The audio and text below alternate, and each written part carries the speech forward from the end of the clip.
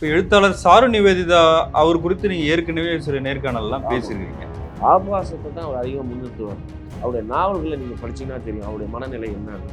இல்ல உலக சினிமாவை பத்திலாம் உலக பேசுறாரு. சினிமா வந்து 100 பேர் பார்ப்பாங்க ஒரு சினிமாவை. நீங்க வெளிநாட்டு சினிமாக்களை கூட திருப்பி நீங்க தமிழ்நாட்டில் நாவல் இல்லைன்னு சொல்லுவீங்க, தமிழ்நாட்டில் சிறுகதை இல்லைன்னு சொல்லுவீங்க, தமிழ்நாட்டில் ரைட்டரே இல்லைன்னு சொல்லுவீங்க, தமிழ்நாட்டில் ஒருத்தர் சினிமா எடுக்கவே சொல்லுங்க தெரியலன்னு சொல்லுவீங்க. உங்களுடைய எழுத்து என்ன லட்சத்தில் இருக்கு?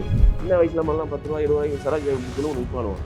அதை விட ஒரு மோசமான புக்கு தான் வருது. ஆனால் அவர் உன்னத இலக்கியத்தை பற்றி பேசுவார். உண்மையிலே சாரணியோட நாவல்களை இன்னைக்கு தமிழ்நாட்டில் எந்த குடும்ப பெண்களாக படிக்க முடியுமா? அவர் கேட்டால் குடும்ப பெண்கள்னு ஒன்று இருக்கா, பெண்கள் தான் ஒன்று இருக்குது, குடும்ப பெண்கள் ஒன்று இருக்கான்னு ஒரு கேள்வி கேட்பார். இது அவர் சிவனைந்தானுக்கும் பூங்கொடிக்கும் இருக்கிற அந்த உறவு என்ன அதை வெளிப்படையா சொல்ல வேண்டியதானே? வெளிப்படையாக உங்களுக்கு காட்சியாக காட்டிருக்கானு. அப்புறம் என்ன சொல்லணும்? அந்த டீச்சர் ஒரு ஆண் டீச்சரா இருந்து மாணவியா இருந்து அதை இப்படி காமிச்சா மாரி செல்வராஜ் ஜெயிலுக்கு தான் போயிருக்கணும். சில ஆசிரியர்கள் மாறிகள் போகும்போது பள்ளிகளில் படிக்கக்கூடிய எல்லா பிள்ளைகளும் அழுகுறாங்கல்ல. ஆமா, அந்த பாத்துறீங்களா இல்லையா? அவர் என்ன மோசமான வாதியாரா? இந்த ரிலேஷன்ஷிப்பை அப்படி மாத்தி போட்டோம்னா மாற்றி போட்டாலும் உங்க யாரும் ஜெயிலுக்கு போகல. அப்படி போனால் சாரணியாக தான் ஜெயிலுக்கு. இல்ல அந்த கிராமத்திலேயே அந்த டீச்சர் மட்டும் ரொம்ப அழகா இருக்காங்க, வித்தியாசமா இருக்காங்க. அழகா இருக்கு. என்ன உங்களுக்கு என்ன பிரச்சனை? சிவப்பா இருந்தா உங்களுக்கு பிரச்சனை. அந்த கண்ணீரை காசாக்குறது உங்க மனசு கொடுது அப்படின்னு நீங்க என்ன பண்றீங்க? அவன் வியாபாரின்னு சொல்றீங்க. துயரத்துல ஒரு துளியை காட்டிருக்காரு. அன்றாட நடக்கூடிய ஒரு துயரத்துல ஒரு துளி தான் அவர் காட்டிருக்காரு. அந்த ஒரு துளியை உங்களால தாங்கிக்க முடியல. பரியேறும் பெருமாள் படம் வந்தப்போ நான் பயங்கரமா பாராட்டினேன். இது பாராட்டுறது, நீ பாராட்டின என்ன, நீ பாராட்டி என்ன? இதே படத்தை வேற ஒருத்தருக்காரு வச்சுங்களேன், அதுங்க ஜாதி வருமா? நீங்க ஒரு காரியம் செஞ்சா அது பொது நன்மைக்கானது, நான் ஒரு காரியம் செஞ்சா அது ஜாதிக்கானது. நீங்க ஒரு ஜாதியவாதி நீங்க திருப்பி நிரூபிச்சுட்டே இருக்கீங்க. இவர் தலித் வாழ்க்கை தான் எடுக்கிறாரு. தலித் வாழ்க்கை ஏன் அந்த தலித் வாழ்க்கை எடுக்கக்கூடாதா?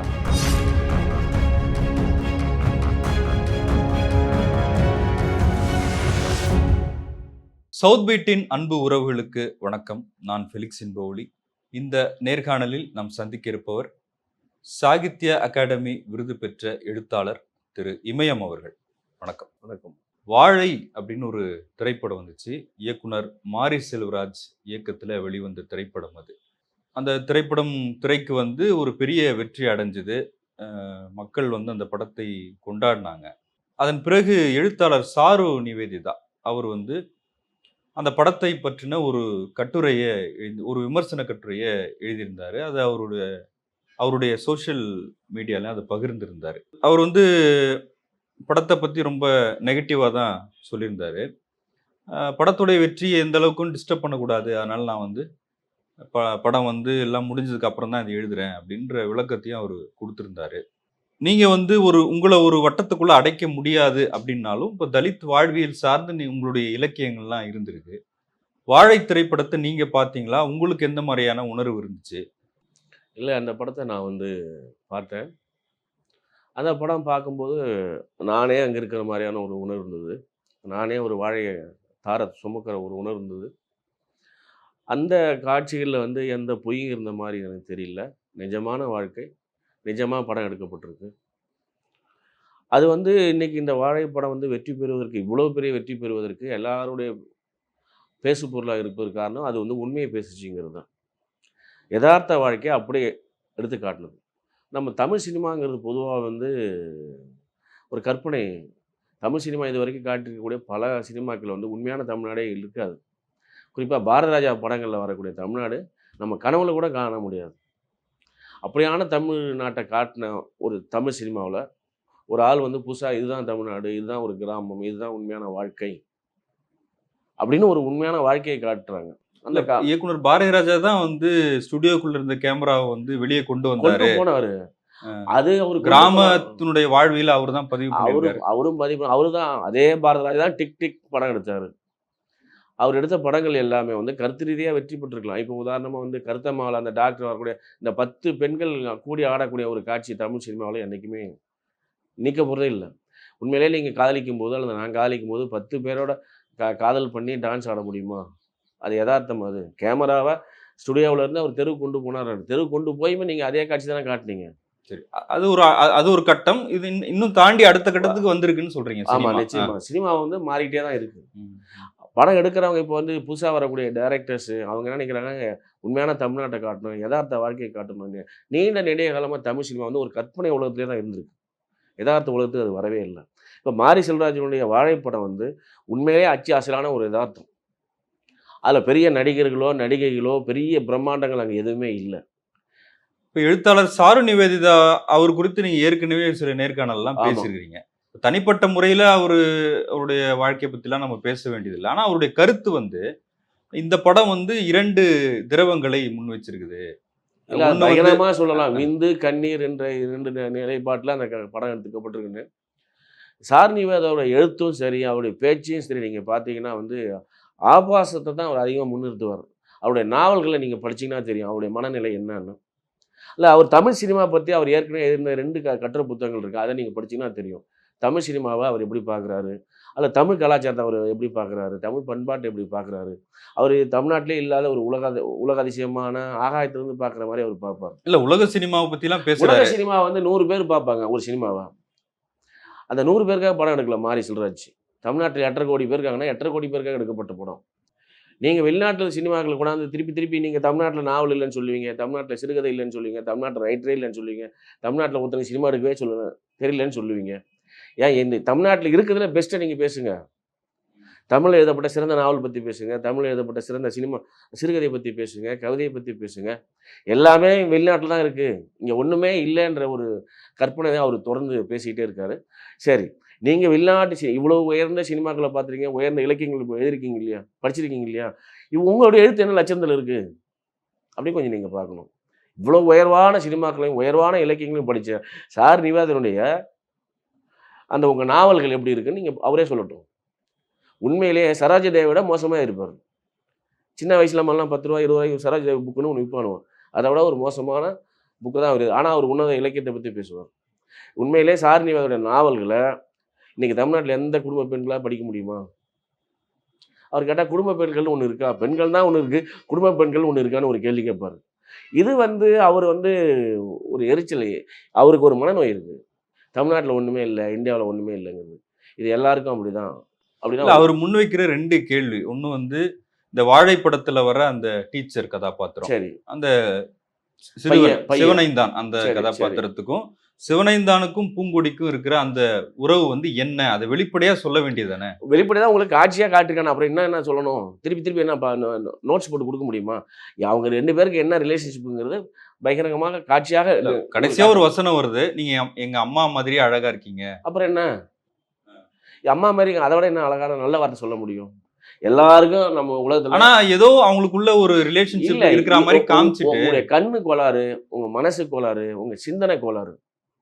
எல்லாருக்கும் சின்ன வயசுல சின்ன பிள்ளைங்களை 1வது 2வது பிள்ளைங்க கூட குரூப்பாக சுற்றுறாங்க. 5வது பசங்களுக்குள்ள ஒரு உறவு இருக்கு. அது எல்லாத்தையும் நம்ம ஆபாசமா பார்க்க வேண்டியதில்லை. எனக்கு கூட பிடிச்ச டீச்சர்ஸ் எத்தனை பேர் இருக்காங்க. நான் வெறுத்த வாத்தியார்கள் உண்டு, வெறுத்த டீச்சர்ஸ் உண்டு, விரும்பின ஆசிரியர்கள் உண்டு, டீச்சர்ஸ் உண்டு. இது ஒரு சின்ன வயசுல இது என்ன செய்யறோம்னு தெரியாத ஒரு பருவத்தில் நடக்கக்கூடிய ஒரு சின்ன விஷயம்.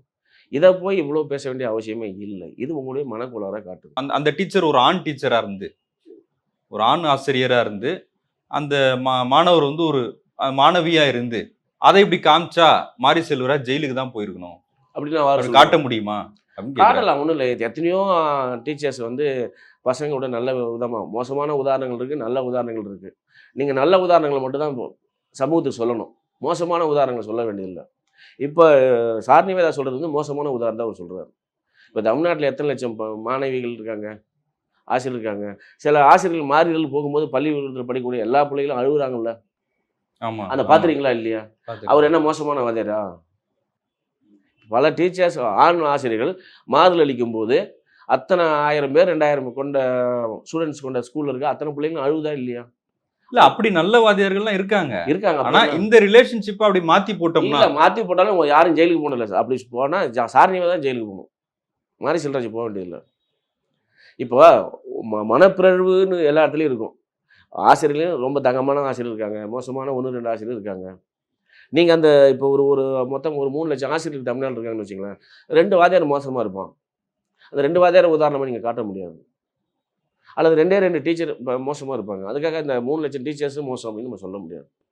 இல்ல அந்த அந்த உறவை வந்து வெளிப்படையா சொல்ல வேண்டியதுதானே? ஏன் மறைச்சிருக்கீங்க? 8வது படிக்கிற பையனுக்கும் ஒரு டீச்சர் 25 வயசு உள்ள ஒரு டீச்சருக்கு என்ன ஒரு இருக்க முடியும்? இல்ல அந்த கர்ச்சீஃபை மூந்து பாக்குறதா இருக்கட்டும், அது அவனுக்கு புதுசா இருக்கு. வண்டியில முன்னாடி வச்சு ஓட்டுறதா இருக்கட்டும். நீங்க இதை பார்த்ததே இல்லையா? நீங்க எந்த நாட்டில் இருக்கீங்க?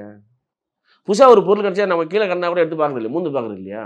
இல்ல அந்த கிராமத்திலேயே அந்த டீச்சர் மட்டும் ரொம்ப அழகா இருக்காங்க, வித்தியாசமா இருக்காங்க. இருக்கட்டுமே, அழகா இருக்குது என்ன, உங்களுக்கு என்ன பிரச்சனை?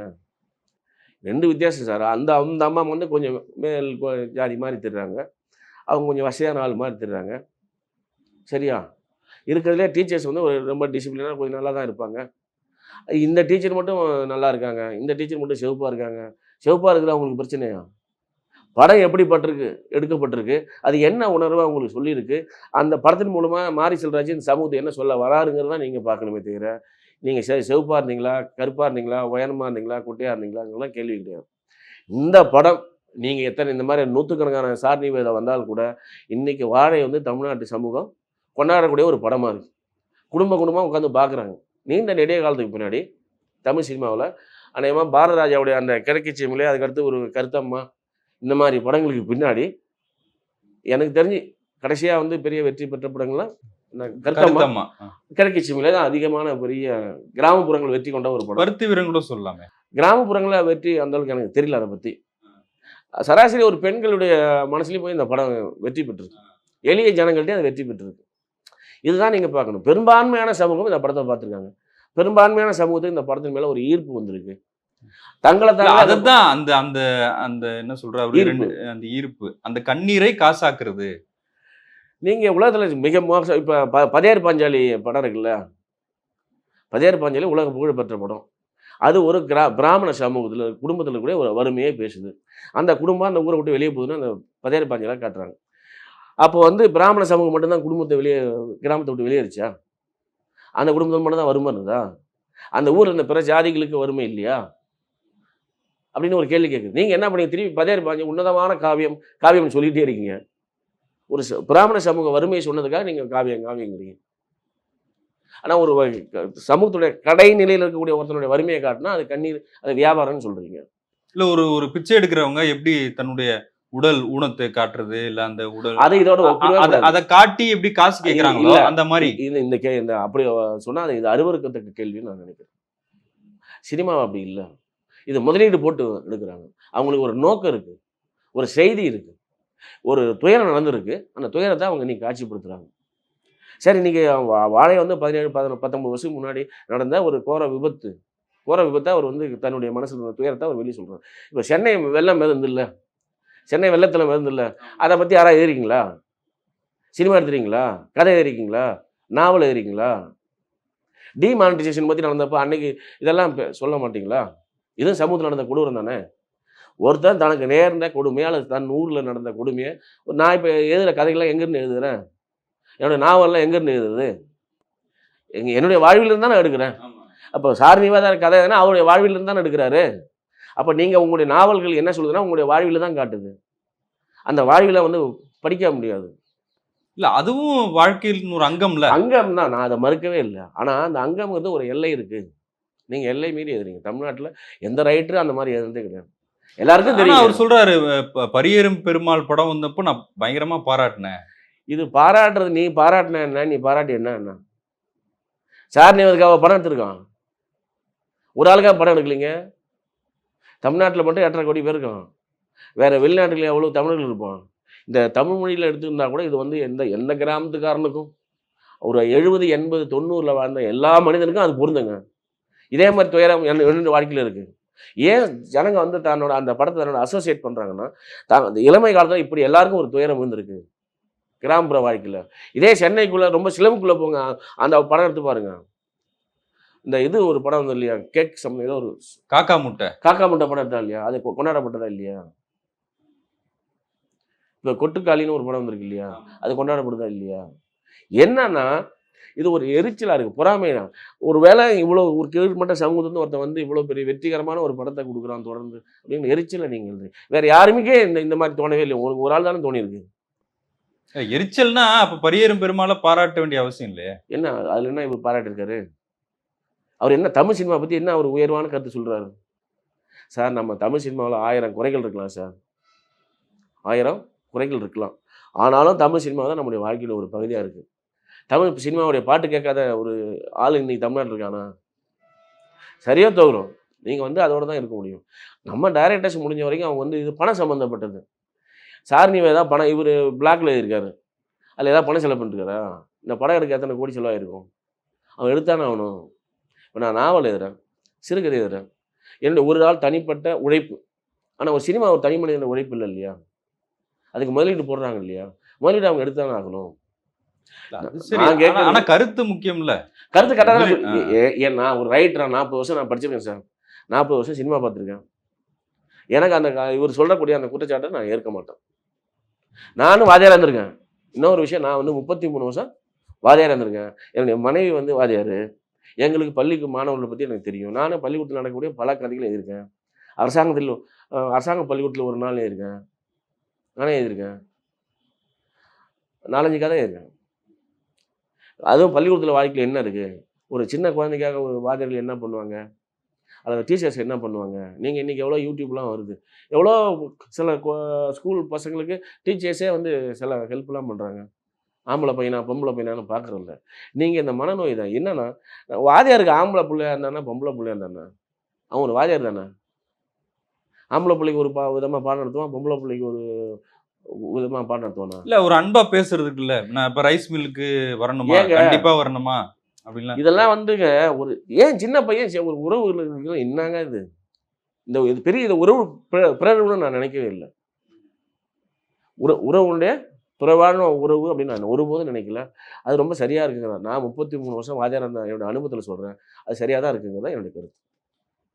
இப்ப நீங்க இப்ப திராவிட இயக்க அரசியல் சார்ந்து இயங்குறவரு, தமிழ் சினிமால வந்து ஒரு பெரிய ஒரு மாற்றத்தை ஒரு புரட்டி போட்டது வந்து திராவிட இயக்க சினிமாக்கள் தான். ஆமா. அண்ணாவோட வேலைக்காரி, கலைஞரோட பராசக்தி, அப்புறம் ரத்த கண்ணீர் அந்த மாதிரியான சினிமாக்கள் தான். அதுக்கப்புறம் வந்து இங்க ஜாதி பெயரோட, ஜாதி பின்புலத்தோட, அந்த கலாச்சாரம் அப்படிங்கிற பெயர்ல, அந்த வாழ்வியலை காட்டுங்கிற பெயர்ல நிறைய சினிமாக்கள்லாம் வர வருது. தொடங்கிருச்சு. இன்றைய காலகட்டம் வந்து அம்பேத்கர் அரசியல பேசுறாங்களா, தலித் அரசியல பேசுறாங்களான்றத தாண்டி, ஒரு தலித்தை ஹீரோவா காட்ட முடியும். ஒரு வெற்றி பெற முடியும். சொல்ல முடியும். வெற்றி பெற முடியும் அப்படின்ற ஒரு காலகட்டம் வந்துருக்குல்ல. அத எப்படி பார்க்குறீங்க? இது அப்படியே நம்ம வந்து இந்த சமூகம் எவ்வளோ மாற்றம் அடைஞ்சு வருது அப்படிங்கிறது தான் நம்ம பார்க்குறோம். சமூகம் வந்து மாறிட்டே வருது.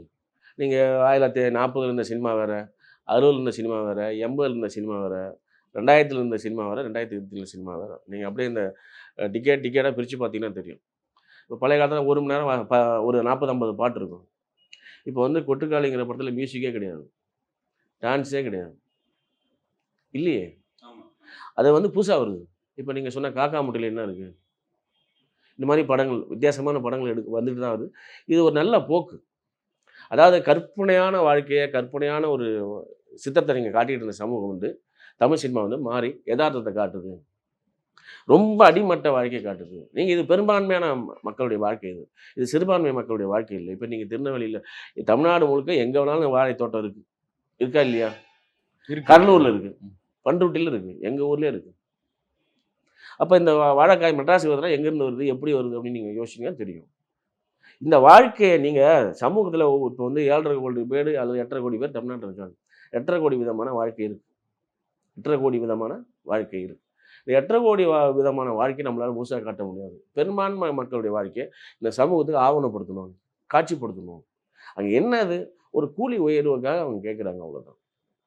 நீங்க கீழ்வன்மனை பத்தி பேசும்போது, இதுவும் ஒரு கூலி உயர்வுக்காக ரூ. 1 ஏத்தி கேட்குறாங்க. அவ்வளோதான்.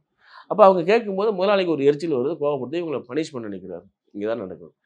இது வந்து உண்மையான ஒரு வலி தான். மனித வாழ்க்கையில இருக்கக்கூடிய ஒரு வலி. இந்த வலிய வந்து அவர் காட்சியா பட்டிருக்காரு. உங்க மனச தொடுது அப்படின்ன உடனே நீங்க என்ன பண்றீங்க? அவன் வியாபாரின்னு சொல்றீங்க. வியாபாரின்னு சொல்றீங்க. சார்னிவாய தவிர யாராவது இந்த வார்த்தைய பயன்படுத்திருக்காங்களா? அது தவறான உறவுங்கிற இல்ல வார்த்தை. ஒருத்தர் அப்படி பேசும்போது தானே அது கவனிக்கப்படுது. இல்ல.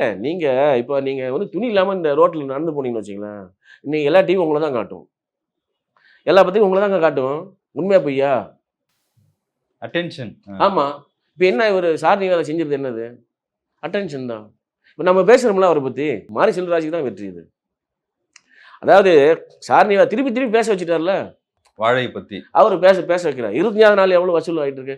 சார்னி வேதாங்கிற ஒரு ஆள கொஞ்சம் இந்த படிச்சவங்கிற பேரு வேற யாருக்கா தெரியுமா தமிழ்நாட்டுல? 2000 பேருக்கு தெரியுமா? இவ்வளவுதான். ஆனா வாழை படத்தை பத்தி 8,50 கோடி பேர் 10 கோடி பேர் பேசுறோம். நீங்கள் எந்த இடத்துல சமூகத்தில் பொறுப்பான ஆள், முக்கியமான ஆள்? இப்போ இன்னொரு பார்வை இருக்கு இதுல. அதாவது இப்போ ஒரு தலித் வாழ்வில வந்து நாங்கலாம் அப்படி இல்ல. எங்க வாழ்க்கை ரொம்ப கலர்ஃபுல்லா இருக்கும். வண்ணமயமா இருக்கும், அழகா இருக்கும் அப்படின்னு சொல்ற ஒரு விதம் இருக்கு. இன்னொன்னு அந்த உழைக்கும் மக்கள காட்டும்போது கொஞ்சம் அழுக்கா, கொஞ்சம் எளிமையா காட்டுறது இருக்குல்ல. சரி அப்படி அடையாளப்படுத்துறாங்களோ? அதெல்லாம் நீங்களா அவங்க உழைக்கிறாங்களா இல்லையா? இன்னைக்கு வாழை நடுதா இல்லையா? எள்ளு நடுதா இல்லையா? நெல்லு நடுதா இல்லையா? அங்கே ஒருத்தன் பயிர் நட்டுக்கிட்டு இருக்கானா இல்லையா? அவங்கெல்லாம் இன்னும் உழைக்காம இருக்காங்க. அவங்க என்ன ஏசி ரூமில் உட்காந்து வேலை பார்க்க முடியும்? என்ன ஐடி பார்க்கா அது? விவசாயிங்க. நீங்கள் என்ன கிராமத்துக்கு போய் பார்க்க சொல்லுங்கள். சாரணி வேத கிராமத்தை விட்டு வந்து அநேகமாக 60 வருஷம் ஆயிருக்கும். இப்போ இந்த படம் அந்த அதே திருநெல்வேலியில் அந்த இதுக்கு போங்க, ஸ்ரீ வைகுண்டம் தொகுதிக்குள்ளே போங்க. நான் போயிருக்கேன். இவ்வளோ ஒரு இயற்கையான இடமும் நானே அசந்து போயிருக்கேன். பார்லிமெண்ட் எலெக்ஷன் டைமில் நாங்கள் போயிருக்கேன். நீங்கள் போய் பாருங்கள். உண்மை தானே அது. ஏங்க அப்புறம் வாழைக்கட்டை தூக்கி தானே ஆகணும். சரி படம் தான் எடுக்கல, இல்லை வாழைக்கட்டை இதை தூக்காமல் விட்டுருவாங்களா? அந்த வாழைக்கு இது பள்ளம் போடுறதை நிறுத்திடுவாங்களா? தண்ணி பாய்ச்சி நிறுத்திடுவாங்களா? நடந்தாங்க நான் ஆகணும்.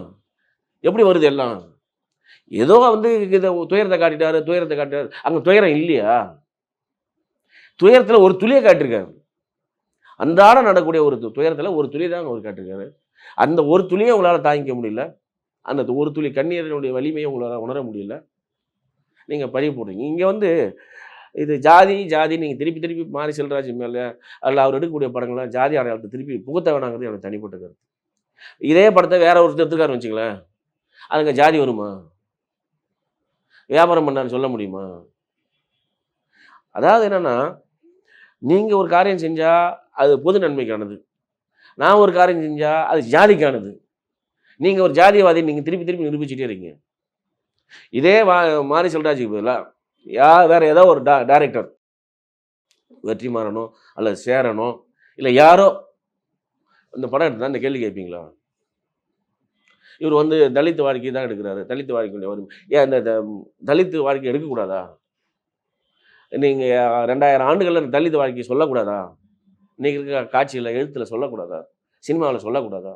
அது என்ன சொல்லக்கூடாத விஷயமா? சொல்லக்கூடாத வாழ்க்கையா? அது சொன்னால் மட்டும் ஏன் இந்த தலித் வாழ்க்கைன்னு சொல்கிறீங்க? ஜல்லிக்கட்டை பற்றி பெருமையாக பேசுகிறீங்க. ஆனால் வாழையை இப்போ வெட்டுறவனை பற்றி சொன்னால் அது உங்களுக்கு கூலி தொழிலாளி அப்படின்னு நீங்கள் நினைக்கிறீங்க. இது என்னென்னா நம்மளுடைய சமூகம் வந்து சாதிய சமூகம்.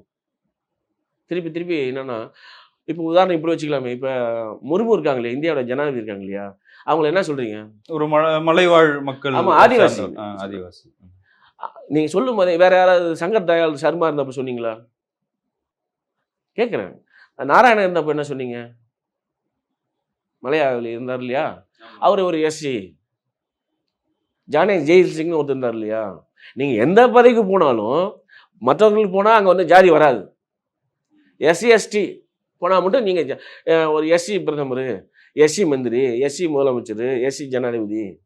சினிமா எடுத்தால் எஸ்சி சினிமா, நாவல் எதுனா எஸ்சி நாவல். என்ன அது? இது ரொம்ப நீங்கள் பிரதமர்ல இருந்து சினிமா எடுக்கிற கூலி தொழிலாளர் வரைக்கும் நீங்கள் என்ன பண்ணீங்கன்னா, இதே வேற எந்த பிரதமரோ ஜனாதிபதியோ மந்திரியோ முதலமைச்சரோ கலெக்டர் வந்தால் கூட, கலெக்டர் வந்தால் ஒரு எஸ்சி கலெக்டர், எஸ்சி தாயில்தார். என்ன அது? இந்த சமூகம் எப்படி இருக்கு? இது வந்து ஒரு ஆர்ட்டுங்க, கலை வடிவம். சினிமாங்கிறது ஒரு கலை வடிவம். இதில் அவரில் தொழில்நுட்ப ரீதியாக இதில் கோளாறு இருக்கா, வசனங்களில் கோளாறு இருக்கா, இசையில் கோளாறு இருக்கா, நடிப்பில் கோளாறு இருக்கா, இல்லை அது வந்து எடிட்டிங்கில் கோளாறு இருக்கா, லைட்டிங்கில் கோளாறு இருக்கா? அது சொல்லித்தாங்க. இல்லைங்க நீங்கள் படம் எடுத்துறீங்க, நல்லா தான் இருக்குது, ஆனால் இன்னும் சின்ன குறைகள் இருக்குங்க, இதில் நீங்கள் சரி பண்ணுங்க. என்னுடைய தனிப்பட்ட கருத்து, அந்த நீங்கள் சொல்கிறபடி கொஞ்சம் அந்த ஸ்கூல் விஷயங்களை கொஞ்சம் குறைச்சிருந்தாலும், இது உண்மையிலே வந்து ஆஸ்காருக்கு போயிருக்க வேண்டிய படம். உலக லெவலில் பேசப்பட்டிருக்க வேண்டிய ஒரு படம் இது. தமிழ்நாட்டில் இவ்வளோ துயரமான ஒரு உழைப்பாளிகளே ஒரு கதாபாத்திரமாக வச்சு எடுத்த சினிமா எங்கேயாவது உண்டா? இது வரைக்கும் நீங்கள் பார்த்துறீங்களா? ஒரு படம் அப்படி இருக்கு. அதாவது இந்த அளவுக்கு நம்ம பசங்க, நம்ம புதுசாக வந்திருக்கக்கூடிய ஜென்ரேஷன் உண்மைகளை நோக்கி போயிட்டு இருக்கானேன்னு சந்தோஷப்பட வேண்டிய நேரத்தில் அவனை சிறுமப்படுத்தக்கூடாது. இதுதான் என்னுடைய கருத்து. நன்றி. உங்களுடைய நேரத்துக்கு மிக்க நன்றி. நன்றி.